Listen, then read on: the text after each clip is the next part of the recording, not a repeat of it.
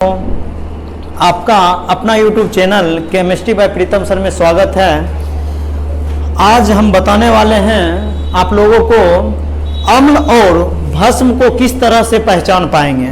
तो देखते हैं, अम्ल और भस्म को हम लोग किसी कंपाउंड को देख करके ही बता सकते हैं कि यह अम्ल है या भस्म है, और भस्म का ही दूसरा नाम क्या है, क्षार होता है। तो चलिए चलते हैं, देखते हैं जितना भी कंपाउंड है उसमें पहचानने का क्या ट्रिक है, और इसमें ट्रिक बेस से हम जान पाएंगे कि कौन सा अम्ल है और कौन सा क्षार है। और क्षार का ही दूसरा नाम हम लोग क्या बताए हैं, अभी हम क्या बता चुके हैं, क्षार का ही दूसरा नाम क्या होता है, भस्म होता है। तो चलिए चलते हैं, टॉपिक थोड़ा देखते हैं क्या है। तो देखिए, अम्ल, अम्ल का इंग्लिश क्या होता है, एसिड, और क्षार का क्या होता है, बेस। क्षार बोलिए या तो भस्म बोलिए, ठीक है। तो इसमें सभी कंपाउंड को हम लोग देखते हैं कि क्या क्या जो यौगिक हम लोगों का बना हुआ है, और उसमें जो है क्या इसका सूत्र का क्या लिख सकते हैं, सब कुछ हम यहाँ पे दिखाते हैं आप लोगों को।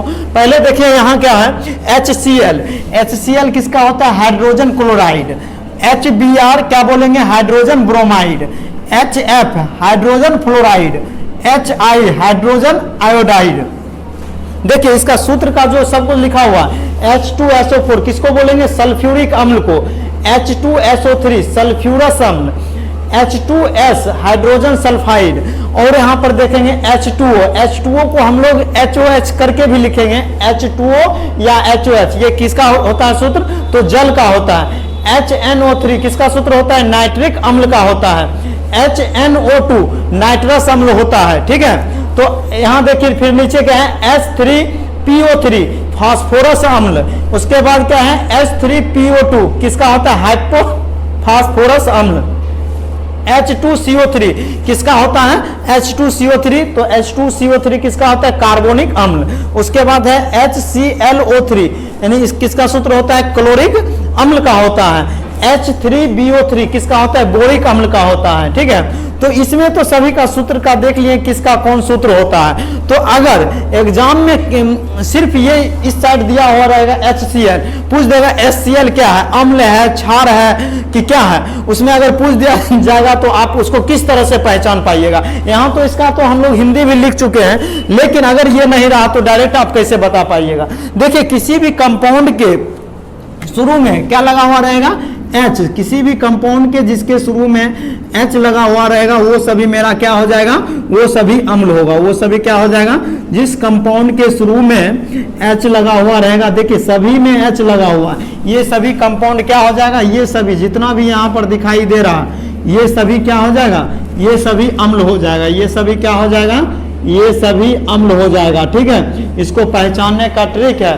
तो इसमें कुछ अपवाद में है, अपवाद के चलते आप लोग इसको जो है भूलिए नहीं, क्योंकि अपवाद कुछ ही अपवाद में है, बाकी बात इसमें दे दिया गया है। अपवाद के चलते बहुत सारा आपको कंपाउंड याद नहीं हो पाएगा, तो इसके चलते जो है आप इसमें याद रखिए, जिस कंपाउंड के शुरू में H लगा हुआ रहेगा वो सभी मेरा क्या हो जाएगा, वो सभी अम्ल हो जाएगा।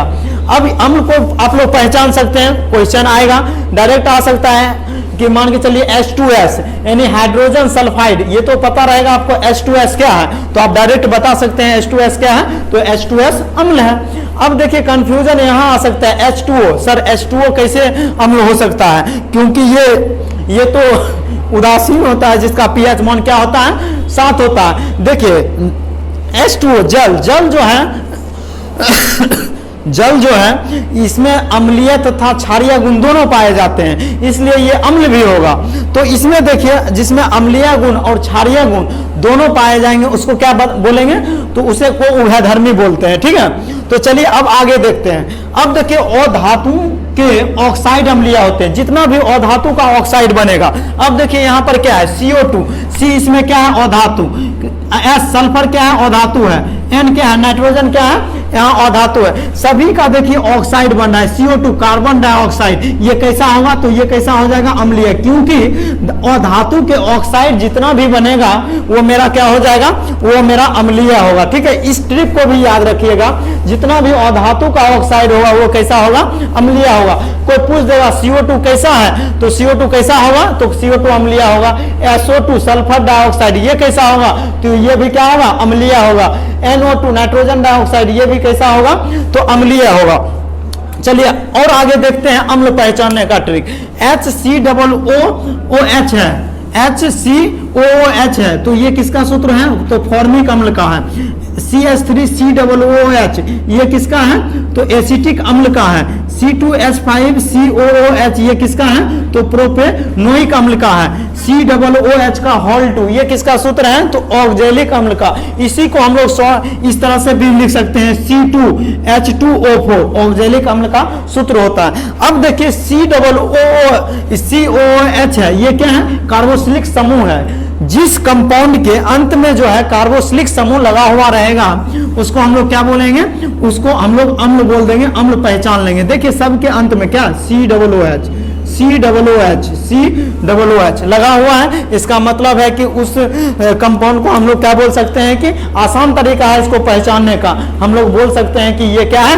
अम्ल है। अगर एग्जाम में अगर इस टाइप का अगर पूछे तो ट्रिक बेस आपको किसी भी एग्जाम में, चाहे क्लास 10th का हो, चाहे क्लास 11th का हो, चाहे क्लास 12th का हो या कंपटीशन का, सभी जगह इस तरह का क्वेश्चन पूछा जाता है। तो चलिए हम लोग पहचान सकते हैं कि अम्ल को डायरेक्ट अगर क्वेश्चन आ जाए, डायरेक्ट तुमको पूछ देगा कि H2SO4 क्या है, तो बता देंगे कि H2SO4 क्या है? अम्ल है, क्योंकि हम बता चुके हैं। और आप यहाँ अच्छी तरह से पढ़ाई कीजिए और इसका नोट पेपर भी बनाते रहिए, क्योंकि H शुरू में लगा हुआ है। जिस बोले हैं जिस कंपाउंड के शुरू में H लगा हुआ रहेगा वो मेरा क्या होगा? वो अम्ल होगा। चलिए अब कुछ क्षार को पहचानने का जो है, क्षार यानी कि भस्म को किस तरह से पहचान पाएंगे। तो यहाँ पर देखिए दे दिया गया है कि धातु के ऑक्साइड क्षारीय होते हैं। धातु का ऑक्साइड क्या होगा? क्षारीय। और अधातु के ऑक्साइड, देखिए अधातु के ऑक्साइड अम्लीय होते हैं और धातु के ऑक्साइड क्या होते हैं? क्षारीय होते हैं। NaOH, देखिए NaOH सोडियम हाइड्रोक्साइड, धातु का ऑक्साइड है। Na क्या है? धातु है। जिसका जो ऑक्साइड होगा वो कैसा होगा? तो क्षारीय होगा। देखिए KOH potassium hydroxide, RbOH rubidium hydroxide, LiOH lithium hydroxide, CSOH caesium hydroxide. ठीक है।